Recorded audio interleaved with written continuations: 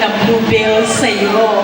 Kailangan lang mag-aral kang mabuti para kagaya ni Kuya Mike para maging maging lawyer ka, yun ang dream mo. So maraming bluebells pang darating. Thank you. Ayan, yun pala ang dream ng ating Naka-live pa yan? Happy birthday. Ang masasabi ko lang, ingatan mo lang yung sarili mo sa Maynila at saka pag-aral lang mo. Ayan, thank you so much po, Lola. Now, let us have another tita. Let us give a round of applause. As you step into adulthood, my simple advice is save wisely, spend smart, and always save for your future or always plan for your future. Happy birthday, Kai. Ayan, thank you so much. Parang hindi kami ni Kay yung tamang tanongin sa financial. Okay, kasi responsable ba kayo? Kami. Nakiulo kasi kami ni Hina. Ang masasabi ko na lang kay ay happy birthday. Tapos, naalala ko nung huli kitang inayusan, RCL. Sabi niya sa akin, Ninong, excited na ako. Sabi niya, kasi sa dibo ko, gusto ko ikaw uli mag-ayos sa akin.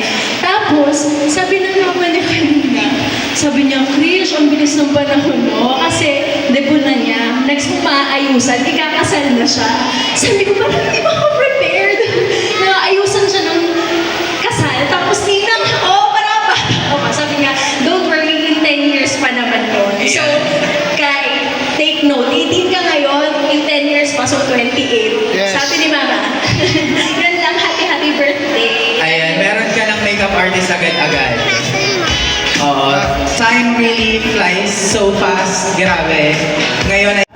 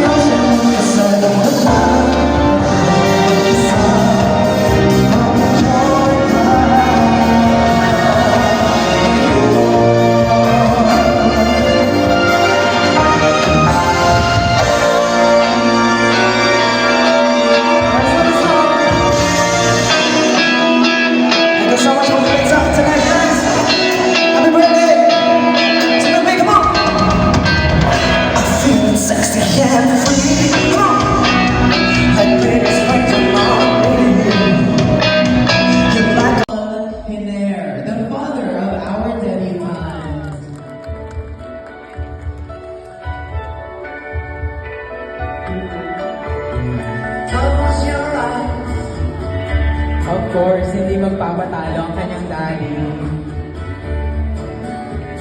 The monster's gone, he's on the run, and your daddy's here.